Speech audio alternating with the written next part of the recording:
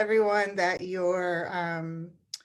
we are live streaming this event on Facebook. So I believe all your cameras are off, but I just wanted you to know that it will be streaming live in case that there's any issues with that, or you don't want to have your camera on or whatever it is. So, okay. Hudson, is he on?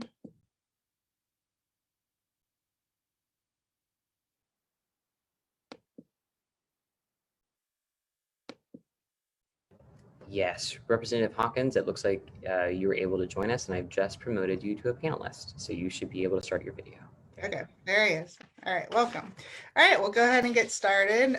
Thank you so much, everyone, for joining us tonight for our virtual roundtable on the environment and climate change. And this was an event that we put together as a kind of a follow-up from our Earth Day events last week. And so I wanted to continue the conversation that we started last week with some of these fantastic advocates that we had come out to the General Assembly on Thursday for Earth Day, where they talked about, the bills that myself and my colleagues were filing on behalf, on Earth Day and to protect our environment here in North Carolina. So in case you didn't see some of the information about some of the fantastic bills that we filed last week, I just wanted to briefly mention, some of them.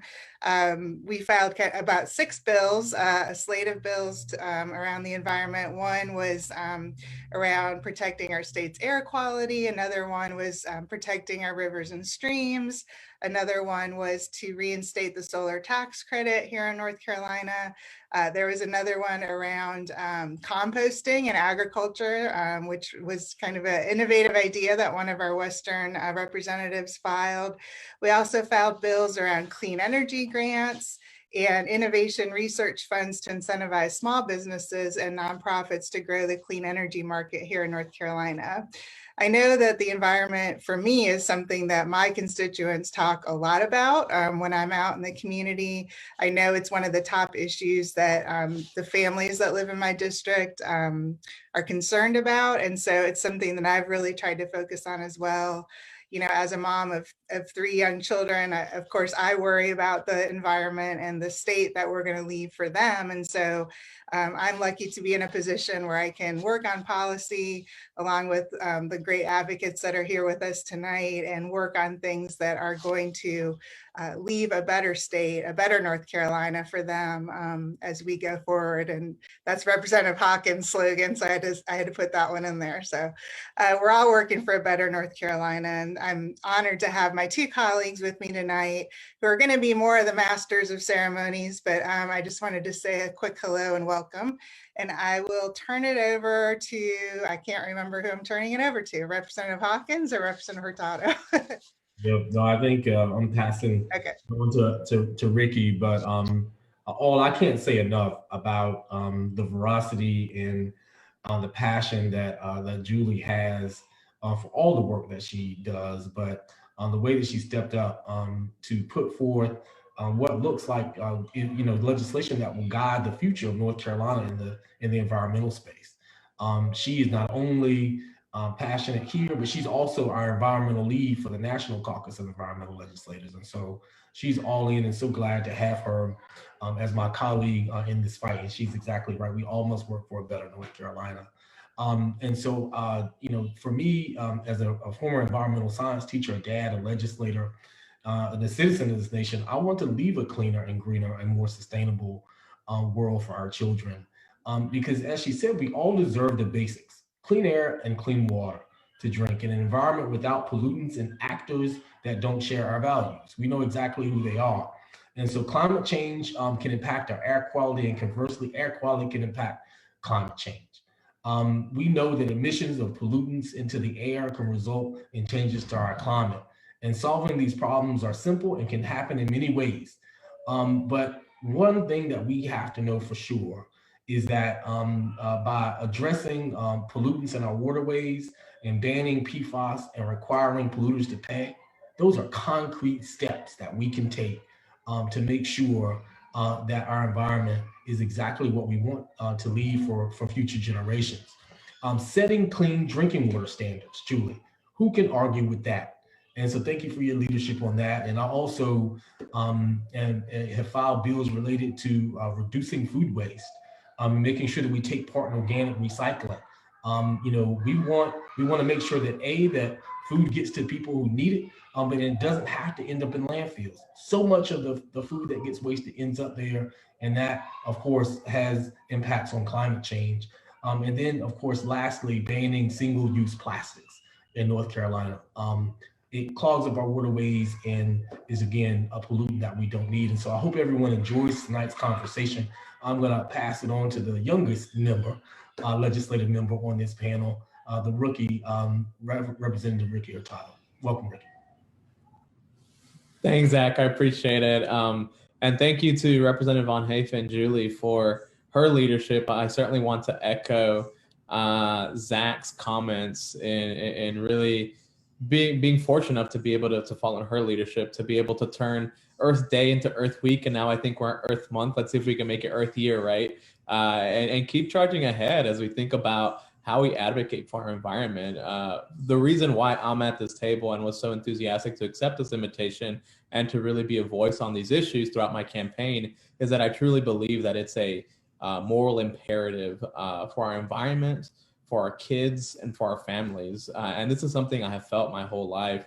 I was someone that was born in a big city, and we moved pretty quickly to North Carolina, but the impact of not being able to have clean air and clean water in my life severely impacted me, and I still suffer from asthma today. And so I have to have my inhaler within arm's length at all times. And I know that's a reality for many of our children across North Carolina, especially children of color, who we see disproportionately are impacted by issues like this. And so when we think about who is really impacted by some of these things, and we'll get into this tonight, right? Environmental issues are issues that impact everyone, but certainly also a racial justice issue. So something that we need to really think about as we think about what does it mean to create an environment for all of us to live healthy, full lives. I've certainly experienced the other tail end of that, right?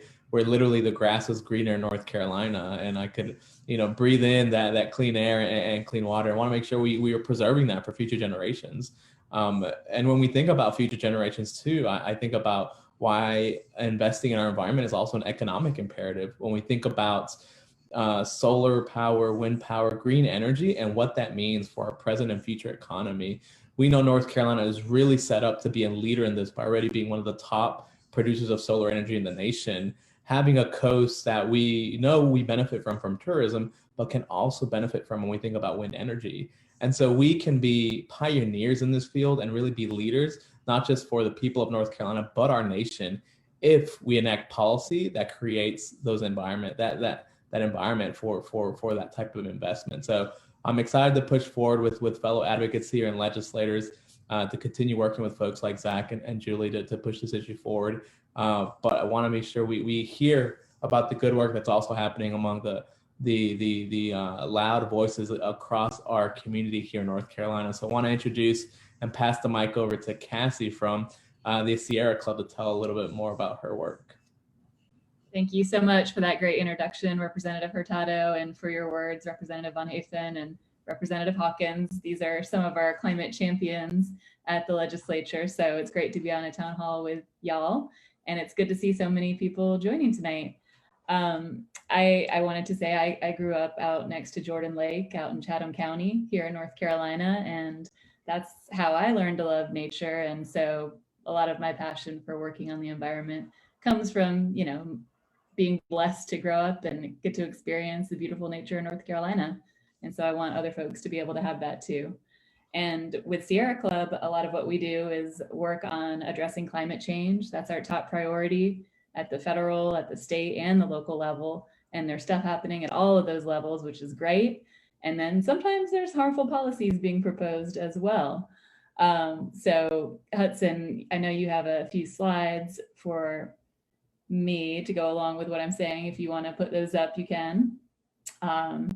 But basically, my job here tonight is to set the stage a little bit and talk about the political realities that we're facing and how that affects climate change policy and how that affects what our environmental champions, like the folks we have here tonight, how they can work and what they can do and kind of what the parameters are that we're facing these days. Hudson, next slide, please.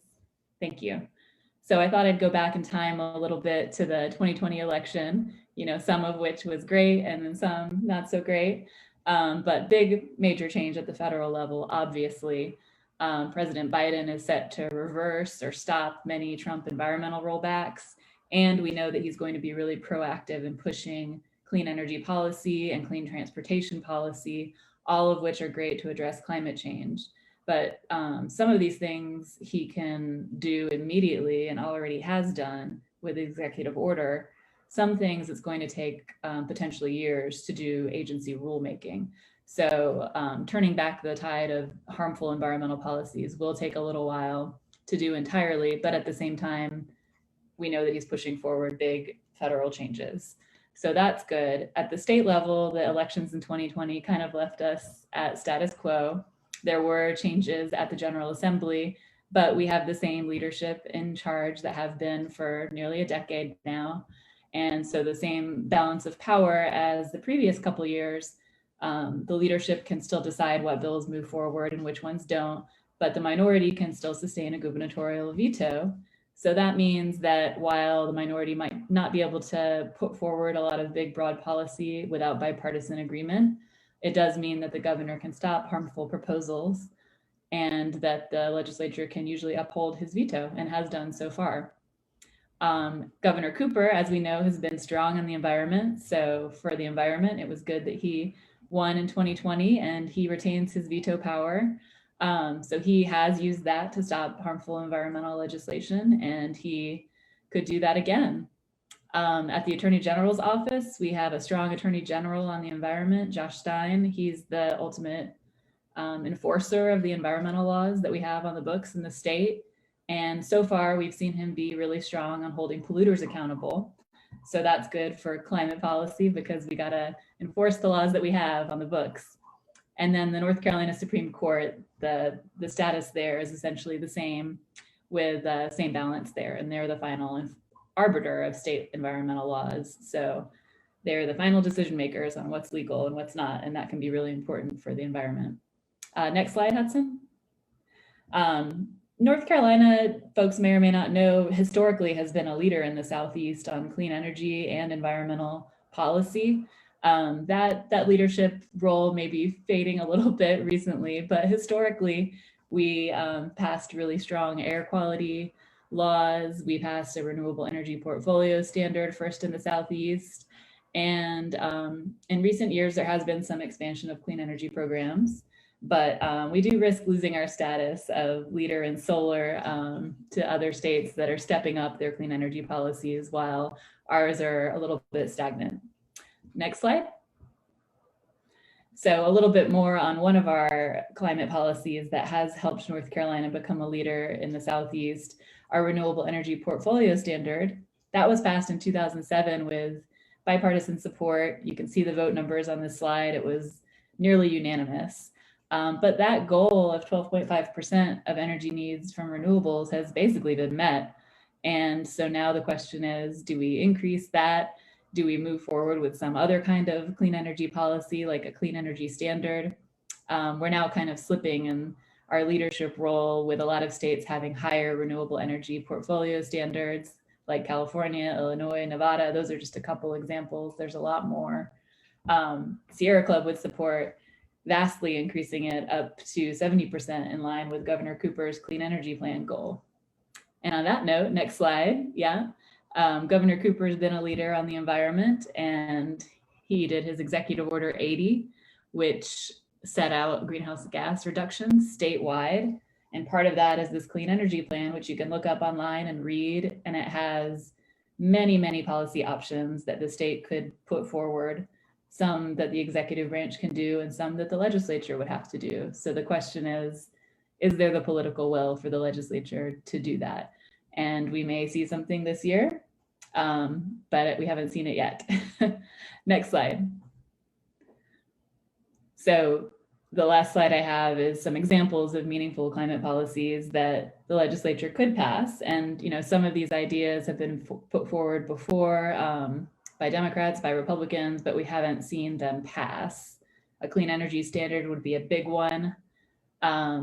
Authorizing coal plants to retire early and figuring out a way to spread that cost over time. That's another option.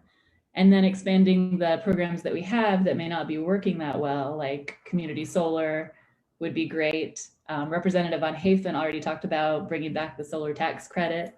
That would be an excellent policy. A lot of other states have that, and that can help get more rooftop solar and democratize clean energy a little bit, so it's not just utility scale solar. So there's a lot of options that we could do. Like I said before, the question is, will there be enough agreement at the legislature to do any of these policies? We know that there is a lot of motivation on the executive branch side, and that will continue. And I think we can count on the governor, pushing forward as much as he possibly can to move the state forward towards clean energy and away from fossil fuels. But lots of questions remain as to whether there'll be legislation. Now I'll pass it over to Jill Howell with Sound Rivers to talk about water quality. Thank you so much. Thanks, Cassie. And thanks to Representatives Von Haefen, Hawkins, and Hurtado for being here, for organizing this tonight. My name is Jill Howell. I'm the Pamlico Riverkeeper with Sound Rivers, and we're an environmental nonprofit organization that works to monitor and protect the Tar-Pamlico and Neuse River watersheds. I'm going to take my time here tonight to talk about a few things related to water quality. So the first is going to be some of the main issues impacting water quality in the Tar-Pamlico and Neuse River basins, how climate change fits into this, what Sound Rivers is doing to address some of these challenges, and what North Carolina can be doing on the whole to address climate change and water quality impairment. So first, one of the main issues that impairs water quality, and I'm talking specifically about the Neuse and the Tar-Pamlico River basins, is nutrient pollution. I'm going to get into that a little bit more in a second. But first, like when I'm talking about water quality, I say I'm the Tar-Pam Riverkeeper, and we work on the Neuse and the Tar-Pamlico rivers.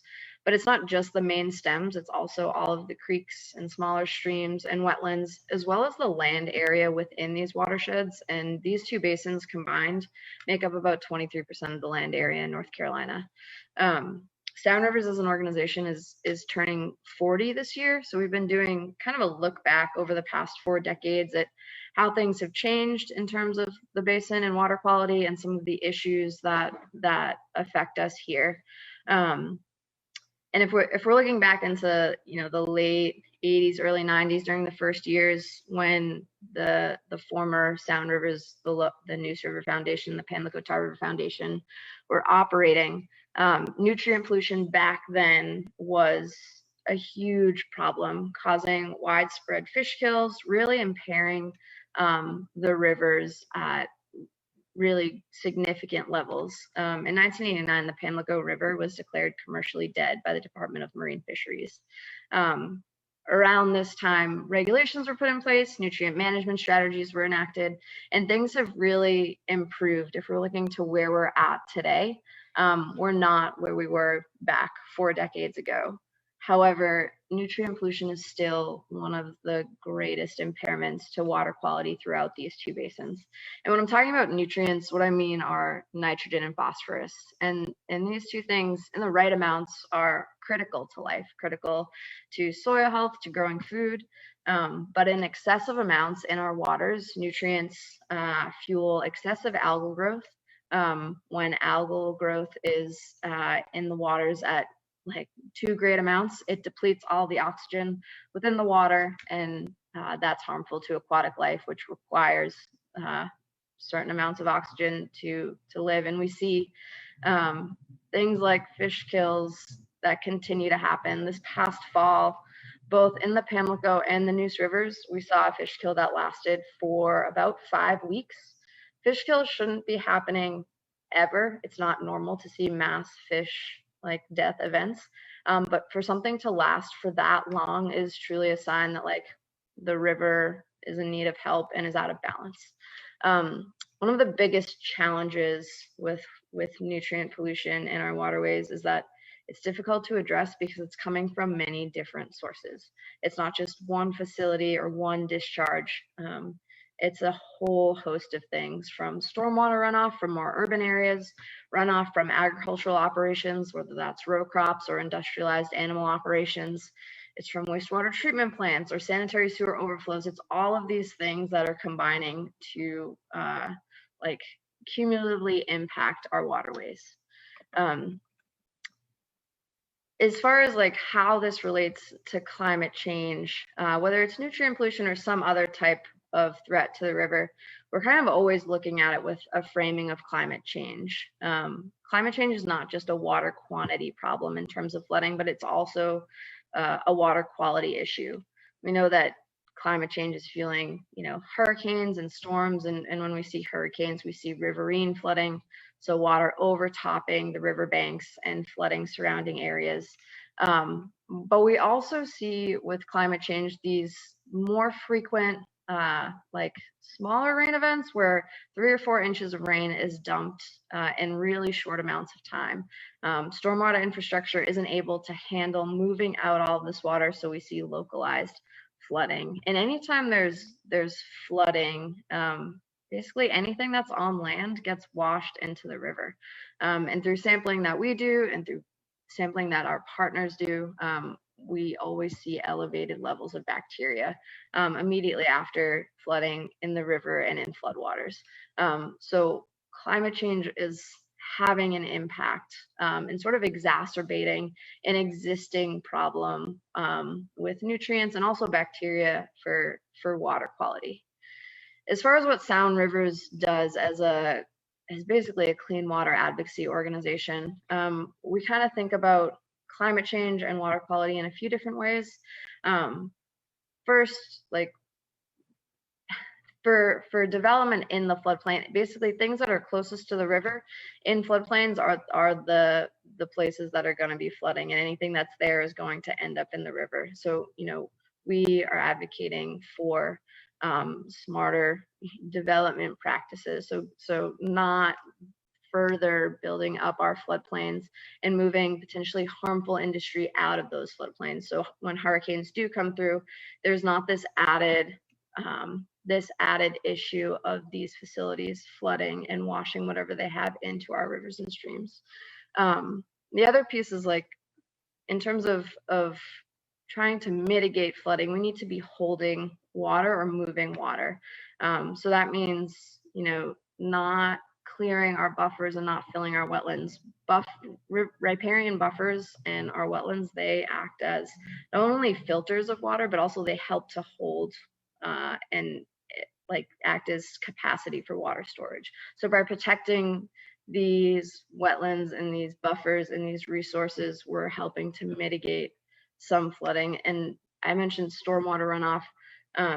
We see existing stormwater infrastructure not able to handle the scale of storms that we're seeing now and that we're going to continue to see in the future. And we don't want to see just more gray pipes added to stormwater infrastructure to move water out. We also want to see the use of nature-based solutions, so things like constructed wetlands or cisterns or rain gardens, which again are able to increase capacity to mitigate flooding, but they also, anytime you can have water be held a little bit longer, like water that is in a wetland stays there longer than water would if you're using a pipe, essentially a drain pipe, just to get it out. And when water is remaining there, it filters out, so it leaves cleaner than when it enters. So these are some of the things that Sound Rivers is thinking about specifically. And as far as what we can see from North Carolina, there's plenty of advocates beyond just who's here tonight that care about the environment and that are doing this work. But it's not enough unless we have leadership from our elected officials. And we're so excited to see last week the introduction of a number of these environmental bills, because the environment needs to be prioritized, but it's also the issues of air and water pollution and climate change are all super interrelated, and they need to be addressed from a number of different approaches. So with that, I'm going to end it there and turn it over to Dusten Inglis from the North Carolina League of Conservation Voters. Thanks, Jill, and thanks to Cassie and Representative Von Haefen, Representative Hawkins, Representative Hurtado. As Jill said, I'm Dusten Inglis. I'm the Director of Strategic Communications at the North Carolina League of Conservation Voters. Our logo is many times behind me. For 53 years, we've worked to create a political environment that protects our natural environment and our people. We put out an annual scorecard so that you know the score on how your state legislators vote. Legislators know we're watching and that our members will hold them accountable. Sometimes that means thanking legislators for fighting for us, like the ones hosting this event tonight. But too many times in recent years, it means taking lawmakers to task for bad votes and bad bills and working to replace them with more leaders like Representative Von Haefen, Hawkins, and Hurtado, who we were so proud to support in 2018 and 2020. So I'm here to talk about the climate crisis and water pollution and what they mean for the people of North Carolina. When it comes to protecting everyone's health and quality of life and our future on this planet, two simple moral principles should guide us. First, every North Carolinian deserves a healthy, prosperous life, clean drinking water, and air that's safe to breathe. And it's the government's responsibility to ensure that. And second, when you make a mess, you clean it up. But right now, we're not living up to either of those principles.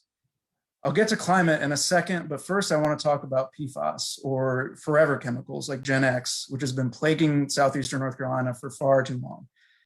In North Carolina, we're first in flight, but third in PFAS poisoning. That's according to ECU toxicology and pharmacology expert Jamie DeWitt. I don't know about you, but that's not where we want to be as a state.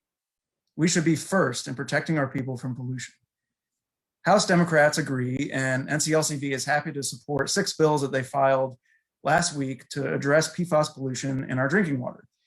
These bills would ban the use, sale, and distribution of PFAS in our state, require that polluters pay to clean up their mess, not the people whose water they pollute, provide funds to study the effects of PFAS exposure on our health, and set a statewide healthy drinking water standard to ensure that every North Carolinian has access to safe, clean drinking water. In 2017, we found out that Chemours had been dumping Gen X into the Cape Fear River for decades from its plant near Fayetteville. 4 years later, too many North Carolinians still drink bottled water because their well or their tap is too contaminated. But while Gen X may be the most dangerous PFAS, the problem goes way beyond just Gen X and Chemours and the Cape Fear. PFAS is a whole category of over 1,400, as I mentioned, forever chemicals that we still don't know enough about. They're found in public water supplies and drinking water sources in Pittsboro, Greensboro, here in Wake County, and pretty much everywhere. They're in dental floss, fast food wrappers, stain-resistant, waterproof, and fire-retardant clothing, microwavable popcorn bags, Teflon coating on our pots and countertops, and so many more common household products. And because of that, they find their way into just about everyone's blood, and they stay there forever. We don't know enough about their full impact on our health, and that's what one of these bills would find out, the study bill. But they have been linked to rare cancers, hypothyroidism, and even birth defects. Despite that knowledge, General Assembly leadership has refused to act to protect clean water for our people. They've come up with only Band-Aids when what we need is emergency surgery. There is no state health standard regulating PFAS. One of these bills, the Safe Drinking Water Act, would change that. The burden of cleaning up after dangerous chemical spills should not fall on local communities or individual citizens like it does now. Polluters should pay, always. One of these bills would make sure they do. Finally, PFAS and other pollutants will not go away if we ignore them. We must ban cancer-causing agents and prevent them from seeping into our water supplies and endangering our local communities. One of these bills would do that and create a civil penalty against polluters who are selling, using, or distributing the chemicals in our state. And now the biggest issue facing our state and our entire planet, climate. 2020 was tied for the hottest year on record, according to NASA. And by the end of the century, experts suggest half the year will feel like summer. Can you imagine a North Carolina summer, hotter, longer, and more humid than the ones we already have now in 2020 and 2021. This kind of warming has real consequences on our lives and our economy already, particularly for people of color and low-income communities who are always hit first and worst by climate impacts, pollution, COVID-19, and racial, social, and economic injustice. And the pace of devastation is only increasing. Last year, in the US alone, there were 22 climate disasters that each cost at least $1 billion, breaking the previous high of 16 such events in 2011 and 2017. In 2020, we had a record 30 named tropical storms. And this year, Colorado state scientists predict a 45% chance of a major hurricane hitting the East Coast, with North Carolina in the crosshairs. As North Carolina knows all too well, hurricanes and related flooding are being pushed further inland by climate change. Because of climate impacts, a fifth of global food production has disappeared in the last 50 years, driving hunger and food prices higher. Heat kills twice as many senior citizens as 20 years ago.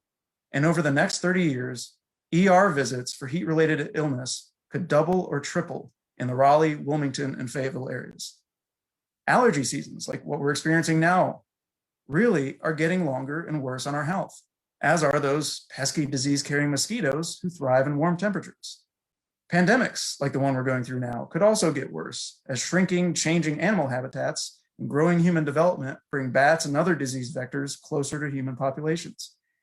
As well as record flooding, climate change is raising sea levels, threatening our coastal tourism and real estate that's so important to North Carolina. It has also created ghost forests that are killed by saltwater, which in turn reduces climate absorption, creating a vicious cycle. We must break that cycle, and we can if we pass Governor Cooper's budget proposal. Representative John Autry has filed a bill to match the governor's budget when it comes to climate resiliency, clean energy, and basic environmental protections. North Carolina, as I said before, was first in flight, and we should also be first in fighting climate and pollution. But when it comes to creating a clean energy economy, other states and countries are leaving us behind. North Carolina used to be number 2 in installed solar energy capacity, but now we've fallen to number 3. That's not acceptable. The governor's proposed investments not only save lives, but also money. It's always cheaper to prevent storms than it is to clean up after them. Makes sense, right? The governor's budget will help low-income North Carolinians who live in floodplains move to higher ground so they're not perpetually victim to increasingly frequent and dangerous storms. The budget would also make their homes more energy efficient, saving them money on their power bills.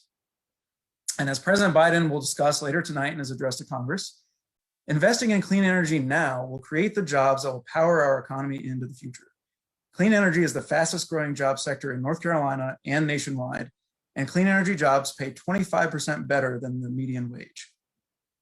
North Carolina is already the number 9 state for clean energy jobs, and we're number 1 in rural clean energy jobs, according to an E2 report that just came out last week.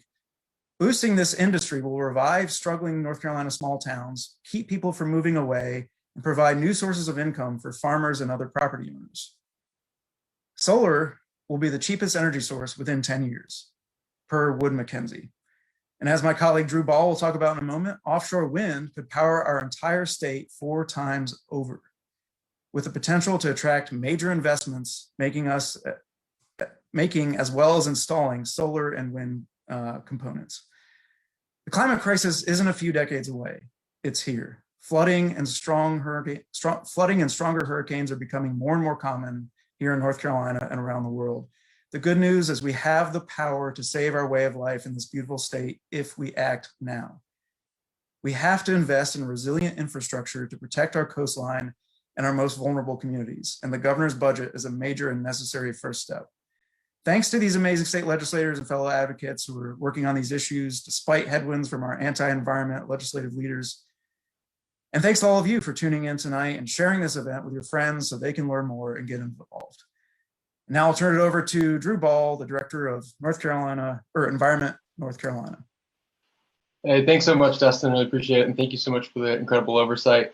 I'm Drew Ball. I'm the Director of Environment, North Carolina, and I'm really honored to be on today with so many incredible advocates, as well as a lot of folks I'm seeing in the chat. I see Hua, I see Susanna, folks who are doing incredible work across the state to help protect our natural resources and our environment. I really want to thank Representatives Von Haefen, Hawkins, and Hurtado for hosting this, for your incredible advocacy within the state legislature. I grew up in the rural woods of Forsyth County. I've had the ability to live across the state from the coast to the mountains, and we do have something so special here in North Carolina, and so I'm so thankful to be able to work towards protecting that and be here to talk with everybody tonight. I have a presentation I'm going to pull up on the screen.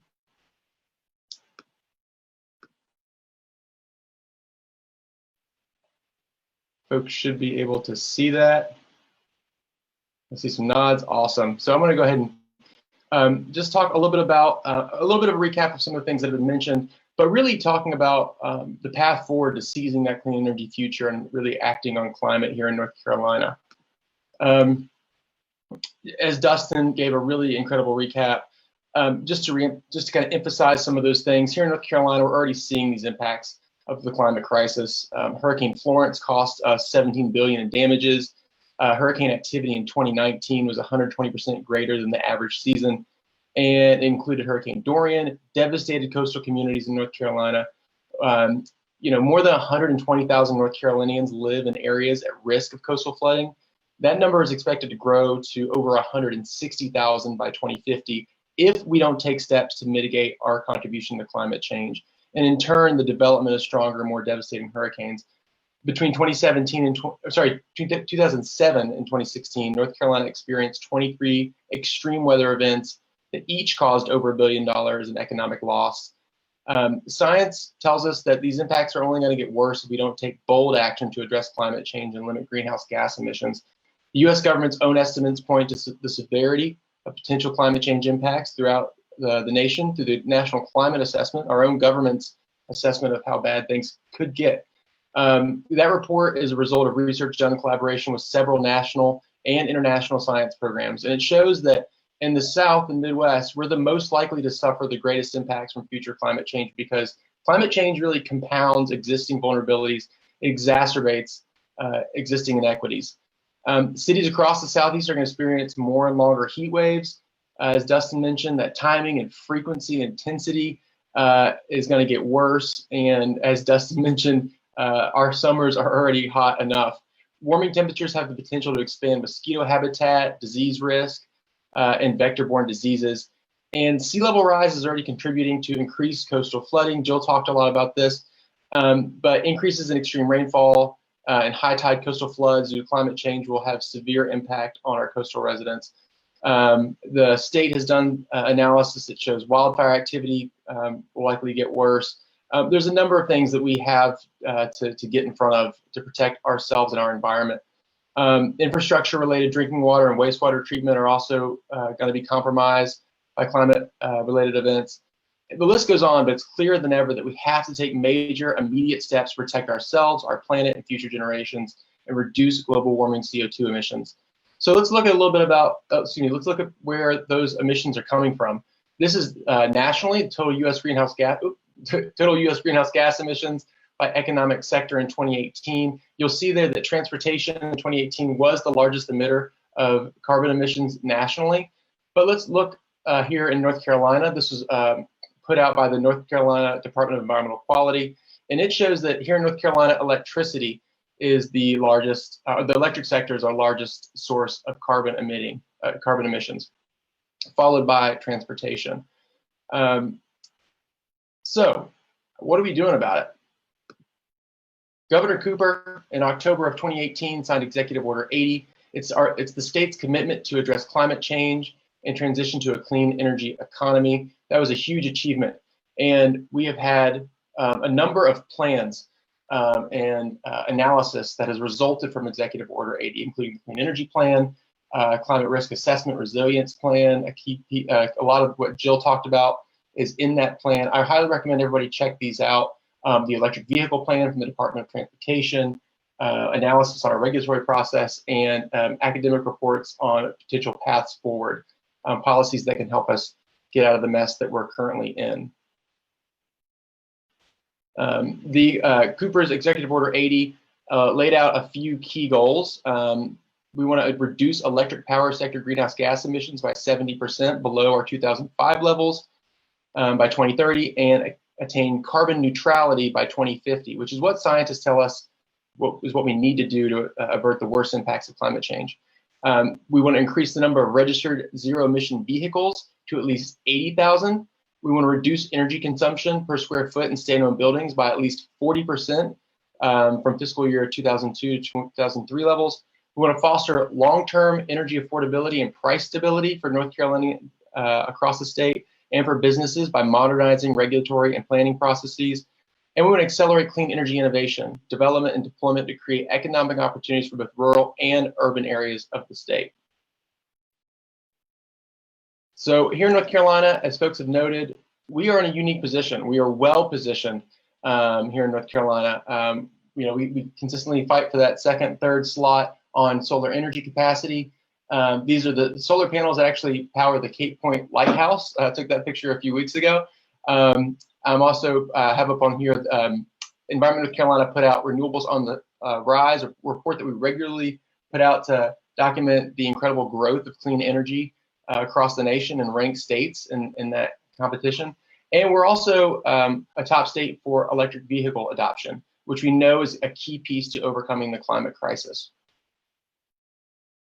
Also here in North Carolina, NC State has done a significant amount of really incredible research on battery storage. It's true the sun doesn't shine all the time and the wind doesn't blow all the time, but that argument against clean energy has become null now that batteries can do so much to retain that clean energy and have it ready whenever we need it.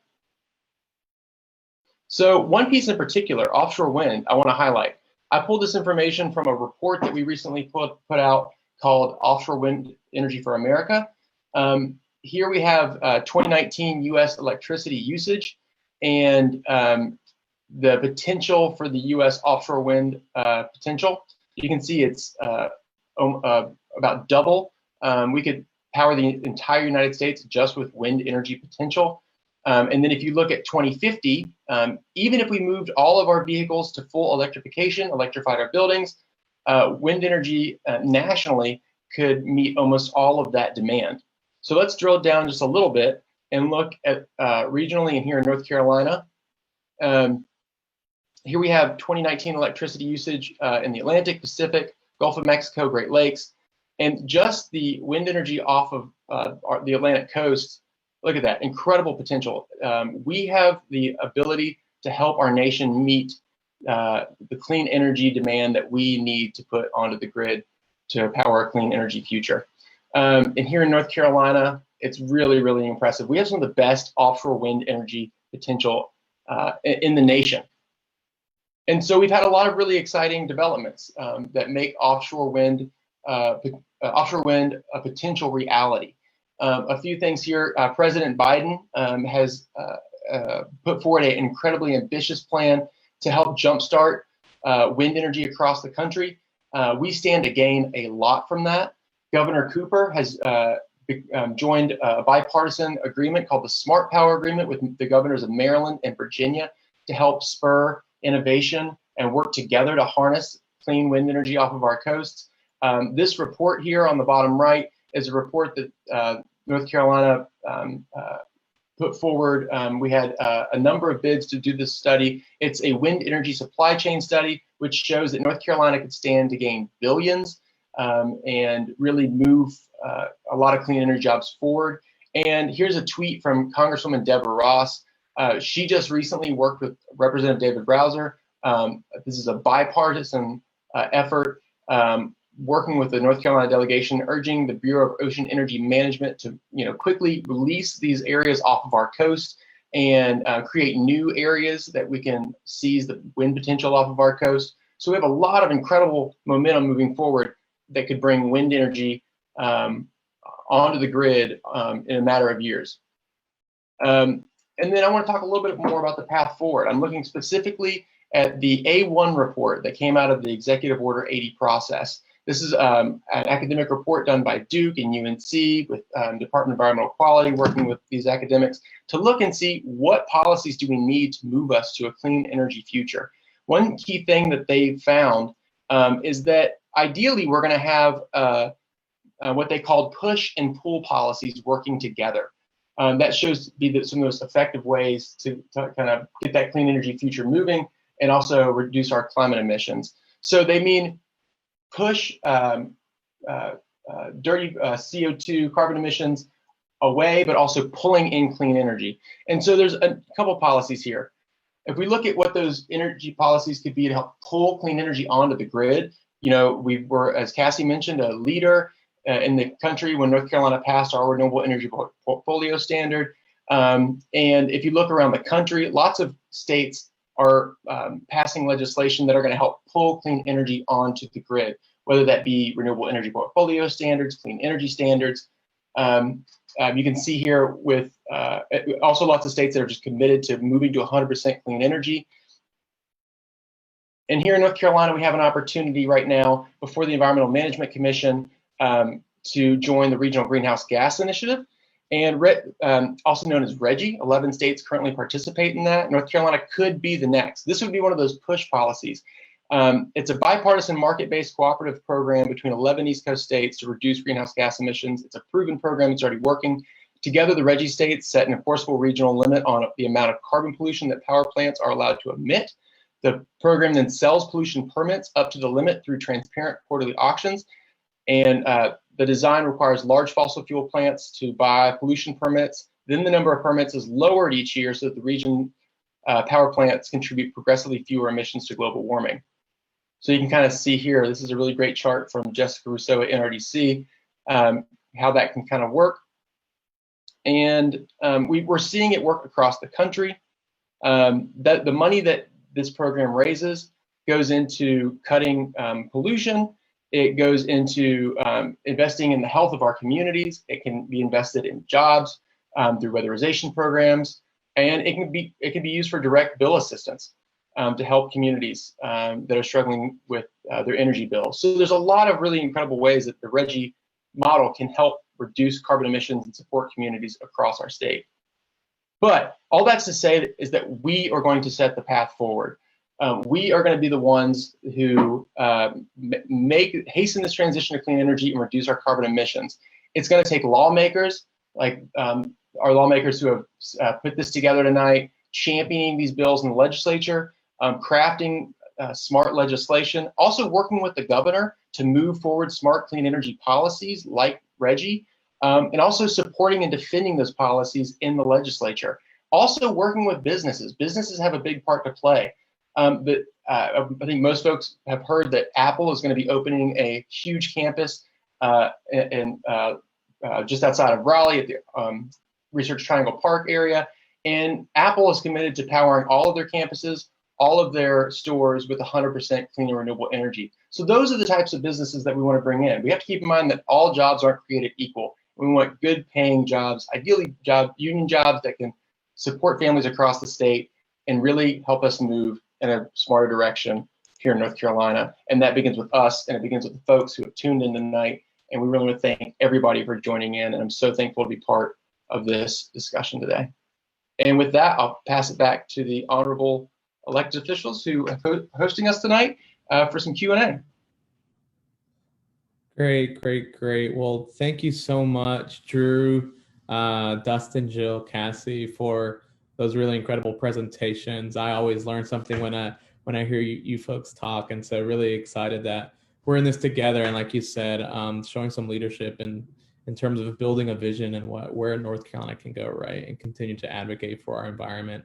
We want to get the audience into this conversation because we know there's a number of questions in the chat and a few questions that were sent to us before this event. And so I'm going to kick us off with a few of these questions in the Q&A to get us going. And the first question I'm going to direct to either Dustin or Jill. I believe this was for you. And it's a question about the intersection of climate change and racial justice issues. And so in responding to climate change, we recognize that that is also a racial justice issue.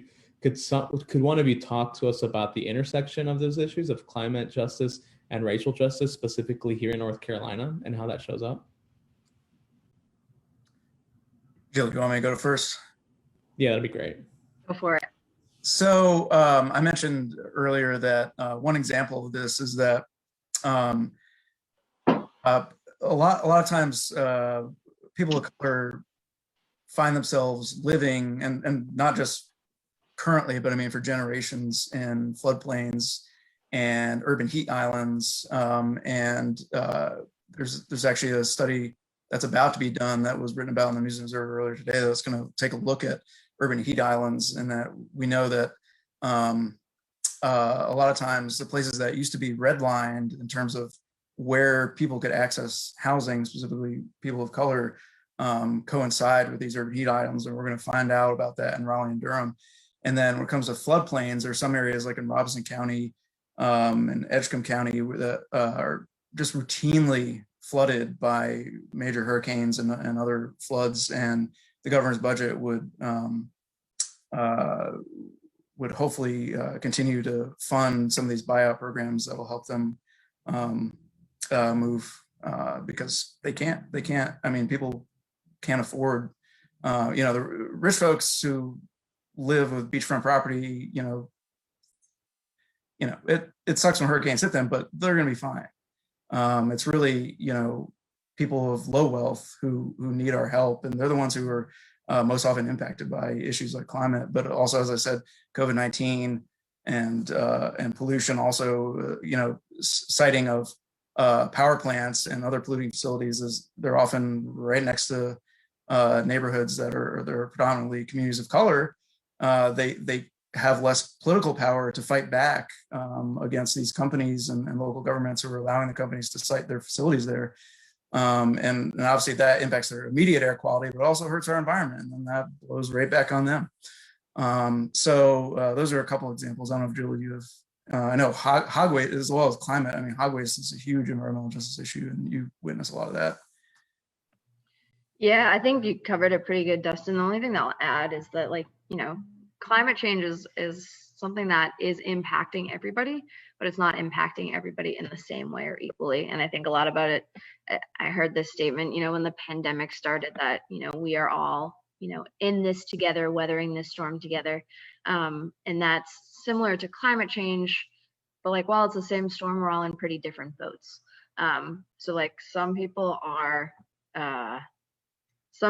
weathering the shouldering the burden of climate impacts. And when we think about communities of color and low wealth communities, these are the communities that are, like Dustin was saying, around some of these polluting facilities that, when a flood comes, or when a hurricane comes and there's a toxic release or some kind of pollution release event, it's the people that are living around there that are forced to bear the burden the most. It's folks that are living already in floodplains who are going to suffer the most from flood impacts and from storm events. So while climate change is impacting us all, there are certain communities, oftentimes communities of color, that are the ones who are impacted hardest.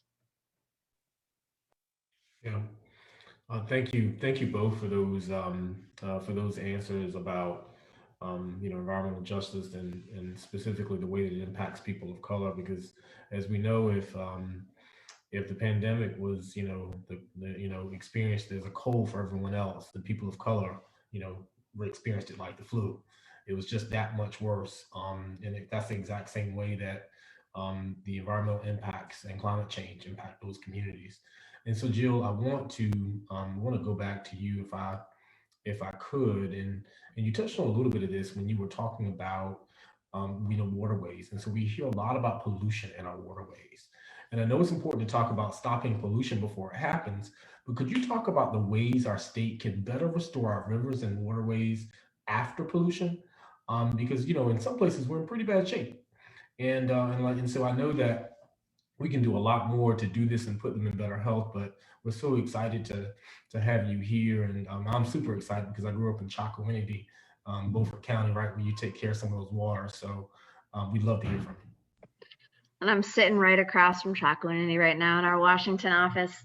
I do want to emphasize that the best way to address pollution is to stop it before it starts.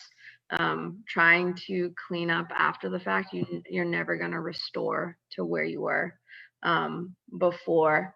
And to speak sort of broadly about this, if we're thinking about restoring and cleaning up our waterways, you know, there's everybody in this room who are environmental advocates or like working in this sphere, but I have no regulatory authority, right?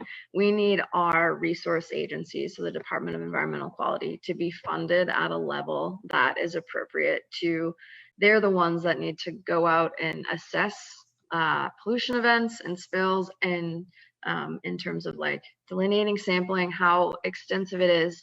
And they're the ones who will, you know, implement fines or move the cleanup efforts forward.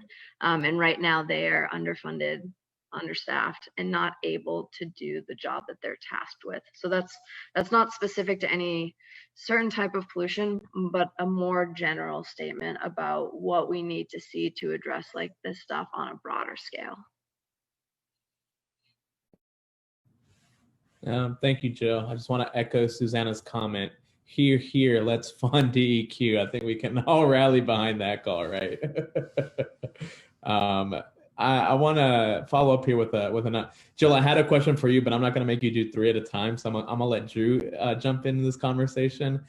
We had a question in the chat about battery storage, and you sort of anticipated this in some of your comments. But what are we doing to advance battery storage technology for solar and wind energy in North Carolina? Can you talk a little bit more about that? Yeah, so you asked specifically about solar and battery storage? Mm-hmm. So I think the legislation that y'all filed last week, restoring the solar tax credit, is huge. But you know, what we're seeing with the markets right now is that solar is already competitive, and actually in most cases cheaper than fracked gas, coal, and so it's already competing. And with battery storage, you know, we can have solar energy ready whenever we need it, even when the sun's not shining. So as I mentioned, North Carolina State University has done a lot of incredible research into battery storage. There are a few battery storage projects happening around the state right now that Duke Energy is putting into place, but we really need even more investment in something like a renewable energy standard, an update to our renewable energy standard, a clean energy standard, a commitment to 100% clean energy could go a long way. But right now we're relying on tax credits and the market to help guide us there. But there's so much more that could be done if we had forward-looking policy, if the leadership of the General Assembly was taking up some of this legislation right now. But the governor has put forward Executive Order 80, and there's a lot of incredible policy recommendations in a number of these reports, like the A1 report and the B1 report. I highly recommend folks check that out. Good, thank you, Drew. Thank you. We really appreciate the knowledge, and having someone like you and the rest of our advocate panel here to talk about what we can do to continue to push policy forward. And speaking of policy, for you and for Cassie, I want to ask specifically what pieces of legislation, positive and negative, are you both keeping your eye on? And what will me, Julie, and Ricky be hearing the most from you as we progress for the rest of this session? Want me to give it a start, Drew? Go for it. Well, it's been in the newspaper that there is a House energy stakeholder process going on, but many stakeholders are not a part of it, such as environmental groups, justice groups, or ratepayer groups. So we do expect that there may be a House energy bill, a big one, coming soon. And I don't think that the minority party members are a part of that stakeholder process either. So we will all be looking at it at the same time, I believe, and seeing what's in there and trying to digest it, make sure it's okay for ratepayers and okay for the environment. But since we haven't seen it yet, we don't know. But we would be looking at that and looking for those things. Drew, any more to add? Yeah, I'd add just a couple of really great bipartisan pieces of legislation that we're seeing some movement on right now. And I know Representative Hawkins, you've worked a lot on the plastic waste issue, and we really appreciate your work and advocacy. But House Bill 230, the North Carolina Managing Environmental Waste Act of 2021, Representative Warren, a Republican from Salisbury, is leading that charge. And that bill would require the state to look really carefully at the plastic waste problem and come up with some policies and solutions on how we can really tackle that. Representative Warren also has a bipartisan bill that would address lead hazards. Schools across the state, daycares across the state currently, we have a lot of old pipes and fixtures that need updating because currently there's no safe level of lead according to the American Academy of Pediatrics, but we do have elevated levels in daycares and schools, and those younger populations are really the most vulnerable to lead exposure. So he has a bill as well that could lower the allowable standard in daycares and schools of lead, and we're really hopeful that will pass. That's currently in the Senate, passed the House, I think almost unanimously, and I really appreciate everyone's advocacy on that as well. That's great. Thank you all. I wanted to switch gears here a bit. Zach, I actually want to put you on the hot seat if you don't mind. One of these questions I think was more than anything directed into your part of the neighborhood. We got a big announcement this week, right, around Apple coming to the Triangle. And Drew talked a little bit about this, right, in terms of their investments. But, you know, there's concerns, right, of what this means. It's a lot of excitement around the opportunities in front of us economically and the jobs they'll bring, but also obviously a lot of concern in terms of what the growth means for our natural resources in the Triangle, as well as how do we keep Apple accountable to fulfill their commitment to our community beyond just economic benefits. So could you talk a little bit about how you're thinking about that? Yeah, sure. And I definitely welcome the advocates to join, but you had to pick on the RTP guy, right? The guy who represents RTP. I'm so excited about it though. First, because as Drew mentioned, that they have set the standard. They're going to be a good environmental corporate partner, and I think that we will be able to lean on them to say to others, you need to power your campus with 100% renewable energy. But while they will set that standard, one of the things that will come is they're going to plan for 3,000 to 7,000 jobs over the next few years, which is going to bring people from all over the country, increase traffic, which again, as we mentioned before, is which means more cars on the road, which means more buildings and more houses, and more houses means less trees in a lot of ways for Southern Wake County and Eastern Durham County, and probably the surrounding areas. And so that the impact of that is something that we have to, we most certainly have to pay attention to. And so as we're looking at, more energy efficient buildings, as we're looking at more ability for people to add solar to their houses, we have to make sure that we're working with the planning commissions and the appropriate sectors in the Wake County and Durham County areas to help plan smart.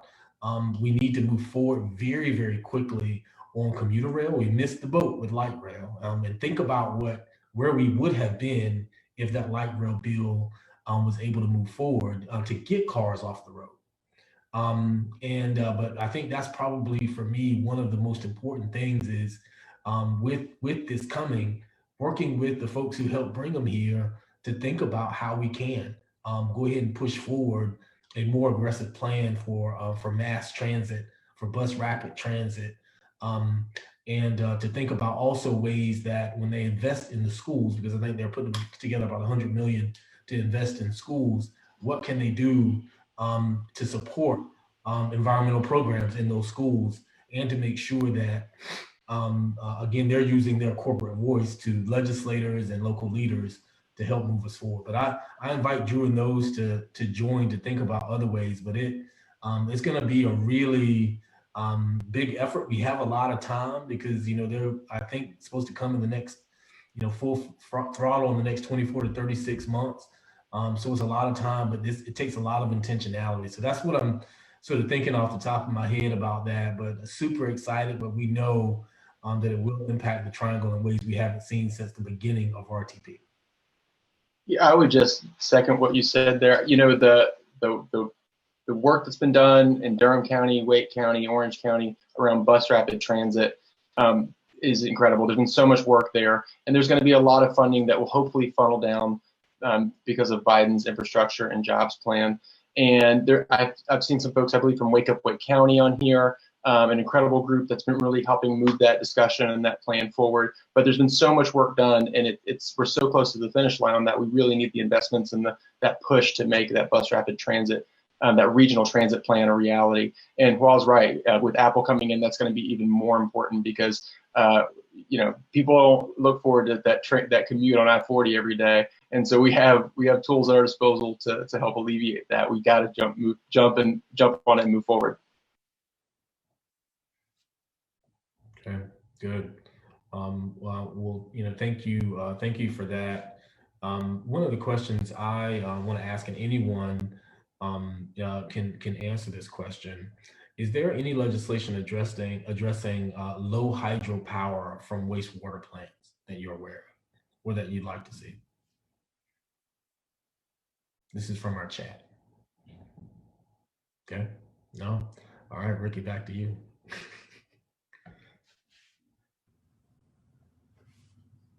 Great. So was that your last question, Zach? Sorry. No. I just want to make sure we keep going back and forth. I think we make a good tag team here. Okay, cool. So we'll I got one more question here, and then we will wrap it up. Wanted to talk about a little bit about let's see what else we haven't addressed. Oh, Jill, here's my last question that we didn't address earlier that I want to get your way. What else can we do in our state to help protect our coastlines and floodplain communities in the face of stronger hurricanes here in North Carolina? Sure. There's actually, right now, the Tar-Pamlico, Neuse, and Lumber rivers are in the middle of a flood risk management feasibility study.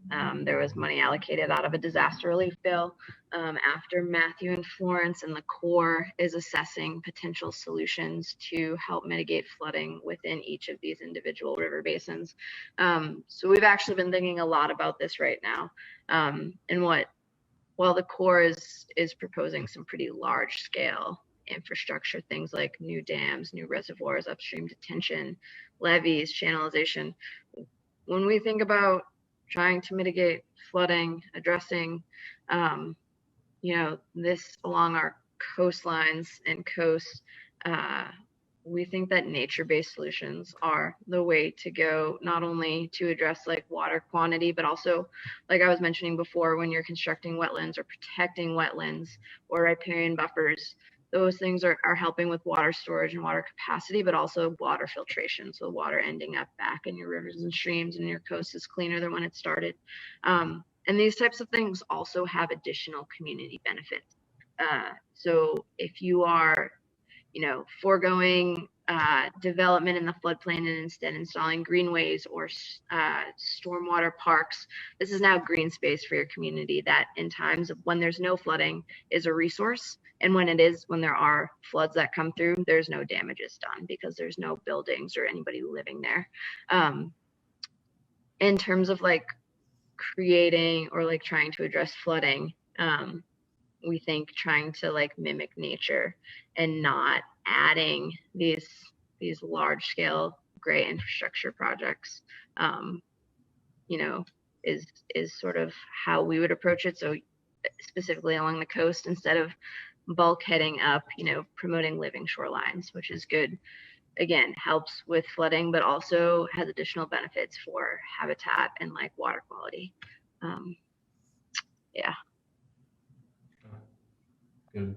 Thank you for that. And last question here, Drew, you actually talked about or added on to talking about transportation and municipal and its impact on climate change. But the question is, seeing as transportation and building structures, and that's where I want you to focus, create the most climate emissions. How is the state working with municipalities to change your land use policies and increase transportation investments and better building structures?